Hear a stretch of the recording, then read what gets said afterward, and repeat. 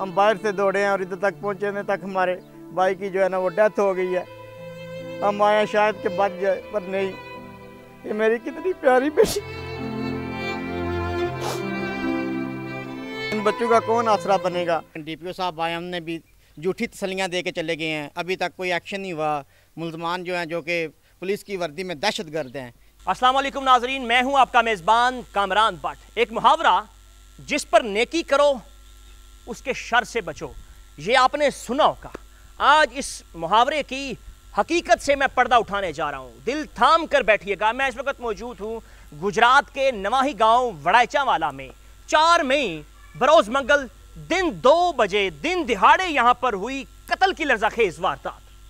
40 साला एहसन वड़ाइच, जो कि 4 बेटियों का बाप था, वो शख्स जो कि तपती धूप में रोजे की हालत में, ये रास्ता मेरे पीछे आप देख रहे हैं, इस रास्ते को इसलिए ठीक करवाना चाह रहा था क्योंकि यहां पर आए रोज कभी मोटरसाइकिल वाला गिरा होता है, कभी गाड़ियों वाले यहां पर गिरे होते हैं और कभी नन्हे मुन्ने बच्चे खेलते खेलते इस गंदगी के ढेर में घुस जाते हैं। वो एहसन वड़ाइच जिसका घर यहां से काफी दूर है, वो यहां पर आया, उन्होंने क्या चाहा, उनको कैसे कत्ल किया गया, सुनवाएंगे आपको एहसन वड़ाइच के भाई की जुबानी। बताइएगा उस वक्त क्या हुआ? जी, असल में बात सिर्फ इतनी है कि ना तो उनके साथ हमारा कोई ज़ाती कोई ऐसा मामला था, ना ही कोई आज से पहले कोई ऐसी बातें या कोई होता है लड़ाई झगड़ा हो जाए कि बंदा कोई ऐसी इस बात की नौबत आ जाए। ठीक है। बात सिर्फ इतनी थी कि भाई मेरे ऐसे थे कि उनको कह लें कि खिदमत खल्क करने की उनको एक चाहत थी। वो चाहते थे कि वो गरीबों के काम आएँ। ठीक है। वो किसी के काम आके लोगों की दुआएं लें या कोई अच्छा काम करें। अल्लाह के वास्ते वो जो है ना, वो मतलब ऐसे काम वो करते रहते थे। उन्हें शौक़ था कि अगर किसी को कोई तकलीफ़ है तो वो उसकी तकलीफ़ दूर करें। तो बात सिर्फ इतनी है कि ये आप नाली देख रहे हैं, इसमें एक बात तो ये है कि ये सामने आप मस्जिद देख रहे होंगे। एक तो मस्जिद का दरवाज़ा ये गंदा है, ऊपर से ये साथ ही गाँव का ये जनाजा गाह है, साथ ही कब्रिस्तान है। ठीक है। तो आए दिन अगर कोई फौतगी वगैरह हो जाए तो इधर से जनाजा ही नहीं गुजर सकता। इधर से लोगों को इतनी दिक्कत होती थी कि कपड़े प्लीत हो जाते थे। और वैसे भी इधर से आगे जाएं तो लोगों के घर भी हैं, लोगों के डेरे वगैरह भी हैं, लोगों ने हर वक्त आना जाना होता है, तो उनको बड़ी दुश्वारी बड़ी दिक्कत होती थी। तो सिर्फ वो भाई इतना चाहते थे कि इनका ये रास्ता साफ़ हो जाए। मतलब नाली बंद नहीं थे करना चाहते? बंद नहीं थे करना चाहते। इसकी शायद उनको ये हो कि नाली बंद होगी तो हमारे मकान गिर जाएंगे। नहीं, या ये वो बंद भी नहीं थे करना चाहते। कुछ भी नहीं थे करना चाहते। सिर्फ हमारा इतना मकसद था कि ये पाइप डाल जाए और ये इस पाइप में से पानी गुजर के आगे चला जाए और ये रास्ता साफ हो जाए ताकि आने जाने वालों को कोई दिक्कत ना हो। ठीक है। हाँ जी। उस दिन क्या हुआ? ये उस दिन ये हुआ कि भाई इधर और भी लोग खड़े थे और मैं और भाई हम दोनों साथ खड़े थे। ठीक है। ये जो मुलजिम है अयाज, जिसने फायरिंग की है, ये अपने ये घर की छत के ऊपर इधर खड़ा था। ठीक है। और उसका जो बाप है अफजाल, वो नीचे इधर खड़ा था। ठीक है। लेकिन हमारे जहन में ऐसी कोई बात नहीं थी या कोई हमारा वो नहीं था, सोच नहीं थी कि हमने लड़ना है या फिर हमने कोई किसी का नुकसान करना है या कोई। हमारा सिर्फ इतना मुतालबा था कि यार अगर रोज़ आए दिन लोगों को परेशानी होती है तो हम इनका ये हल कर दें, इसमें कोई जो है ना। तो इधर एक ना बंदा बैठा हुआ था, भाई ने उसे ये इतना कहा कि आप जो है ना पाइप पकड़ के अंदर रख दो। ठीक है। लेकिन इतनी बात पे वो ऊपर से गाली निकालने लग गया। ठीक है। और उसने उसे बोला कि तुम इधर से भाग जाओ, नहीं तो मैं तुम्हें भी मार दूंगा। अच्छा। ठीक है। इस बात पे मैंने, भाई इस साइड पे खड़े थे और मैं दूसरी साइड पे खड़ा था। ठीक है। हमने पाइप को अभी हाथ रखा ही है, साथ ही ऊपर से उसने फायर कर दिया। ठीक है। और उसने मौका पे 1 नहीं 15 फायर किए हैं। अच्छा। हाँ जी। इधर और भी तकरीबन कोई 15 से 20 लोग खड़े थे, उसने सब पे फायरिंग की है। ठीक है। मैं भी इधर साथ ही खड़ा था। ठीक है। लेकिन उसने अचानक ही, क्योंकि हमारे तो ये इल्म में नहीं था या हमारी ये सोच भी नहीं थी कि यार ये भी काम हो सकता है कि उसके पास कोई गन हो या फिर बात इस नौबत तक पहुँचे। उसने गन भी छुपाई हुई थी।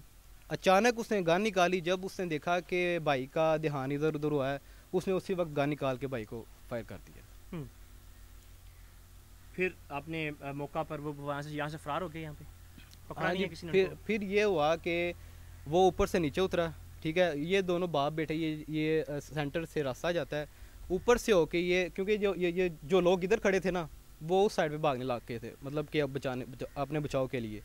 तो ये जो ऊपर से उतरे हैं, उनने इनको भी मारने के लिए, ये ऊपर से आए हैं फिर मारने के लिए। हाँ जी, ऊपर से मारने के लिए आए। उतनी देर में फिर हम बाइक उठा के हम गाड़ी में बाइक को रख दिया। और अगर ये लोग ये समझते हैं कि हमारे भाई को ख़त्म करने से, अगर उनका मिशन, उनका मकसद जो वो सारी ज़िंदगी एक उनका मिशन रहा है गरीबों की मदद करना और अच्छे काम करना, भलाई करना हर एक के साथ, अगर ये समझते हैं कि भाई को के ना होने से या उनको ख़त्म कर देने से अगर ये मिशन ख़त्म हो जाएगा, तो ये ऐसा कभी नहीं हो सकता। क्योंकि अभी हम भी हैं, हम सब हैं उनके साथ, ठीक है, और हम इंशाअल्लाह उनके मिशन को जारी और सारी रखेंगे। एहसन साहब के बड़े भाई काशिफ साहब मेरे साथ मौजूद हैं, जो कि अमेरिकन नेशनैलिटी होल्डर हैं।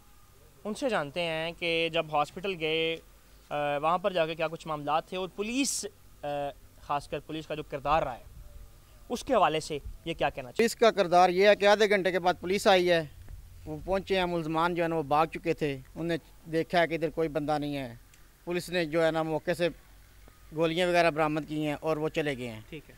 हॉस्पिटल में भाई को लेके गए हैं, इधर से जो है ये अपनी गाड़ी पे लेके आगे से 1122 वाले जाके उधर जेल चौक में जो है ना वो इनके साथ जो है ना वो इनका मिलाप हुआ, उन्होंने उसमें रख लिया है। हॉस्पिटल लेके पहुँचे, हॉस्पिटल डॉक्टर ने तावन किया है, उसके बाद पुलिस जो है ना वो आई है, थोड़ी देर के बाद पुलिस भी उधर पहुँच गई है। तो जिधर तक FIR का तल्लक है, उधर तक तो पुलिस ने तावन किया है कि FIR हो गई है, सारा कुछ हो गया, लेकिन DPO साहब आए, हमने भी झूठी तसलियाँ दे के चले गए हैं, अभी तक कोई एक्शन नहीं हुआ। मुलजमान जो हैं, जो कि पुलिस की वर्दी में दहशतगर्द हैं, क्योंकि ये सीधी सीधी दहशतगर्दी आपको नज़र आ रहा है, आपने दिखाया है, मेरे भाई ने भी बताया है कि रफ़ाए आमा के काम करते करते हमारा भाई जो है ना वो शहीद हो गया है, क्योंकि ये सीधा सीधा रफ़ाए आमा का काम है, शहादत का वो जो है ना वो मकाम है उसका। तो ये देख लें, पुलिस अभी तक कोई नज़र नहीं आ रहा, पता नहीं वो किधर कौन सी चूहे की बिल में जो है ना जाके छुप गए हैं, इनको जो है ना समझ नहीं आ रही किधर गए हैं किधर नहीं। यहाँ मुझे लग रहा है कि जैसे पुलिस उनके साथ है, अभी तक उनके मुअत्तल की, अभी तक उनके डिसमिस की कोई हमें खबर नहीं आई, किसी को इस तरह की कोई न्यूज़ नहीं आई। एक बंदा जो पर्चे में 4 बंदे हैं, एक बंदा गिरफ़्तार कर लिया है, लेकिन जो है ना वो बंदा जो मेन बंदे हैं वो पता ही नहीं किधर हैं, जो कि पुलिस की वर्दी में दहशतगर्द हैं, दोनों बाप बेटा जिनने ये सारा काम किया है। तो हम जो है ना अपील करते हैं कि अभी तक जो है ना वज़ीर आला पंजाब से, वज़ीर आज़म से, जो है IG पंजाब से, RPO गुजरांवाला से और DPO साहब से, जो कि हमें मिल कर गए हैं, और उन जिनने अभी तक कुछ भी नहीं किया, तो हमें इंसाफ जो है ना जल्द जो है ना इंसाफ जो है ना गिरफ़्तार करके हमें इंसाफ दिया जाए। वरना मैं एक अमेरिकन सिटीज़न हूँ, मैं अपनी कौंसल से भी रब्ता करूँगा, मैं उधर से जो है ना वो इनको जो है ना वो अपने तरीके से भी जो है ना वो हल करवाने की कोशिश करूँगा। बड़े भाई की कमी तो महसूस होती है? कमी है मेरे भाई की 4 बेटियाँ, ये बड़ी बेटी है जिसकी वजह से हम इधर रहते थे, जिसकी वजह से हम जिंदा थे इस पाकिस्तान में। हम तो फॉरनर हैं, हमें तो किसी किस्म, लेकिन उसको जो इन बेटियों का कौन आसरा बनेगा? आप देख रहे हैं, अगर पुलिस ने हमें इंसाफ ना दिया तो हम किधर जाएंगे? इनका कौन आसरा बनेगा? और हम जो है ना इंसाफ चाहते हैं इन बच्चियों से। हमारे भाई के साथ बड़ा जुल्म हुआ है, हमारे साथ जुल्म हुआ है। रफ़ाए आमा का काम कर रहे थे और जिनने ना कभी ये सोचा था कि हमारे साथ कभी ऐसा होगा, ऐसा हो सकता है, और इस तरह की दास्तान रकम कर गए हैं। इन बच्चों का कौन आसरा बनेगा? कौन बनेगा इन बच्चों का आसरा? ये देखें आप, कितना जुल्म हुआ है हमारे साथ, हमारी पूरी फैमिली के साथ। हमारे अब्बू जो है ना वो भी परेशान है, हम परेशान हैं, हम बाहर से दौड़े हैं और इधर तक पहुँचने तक हमारे भाई की जो है ना वो डेथ हो गई है। हम आए शायद कि बच जाए, पर नहीं। ये मेरी कितनी प्यारी बेटी,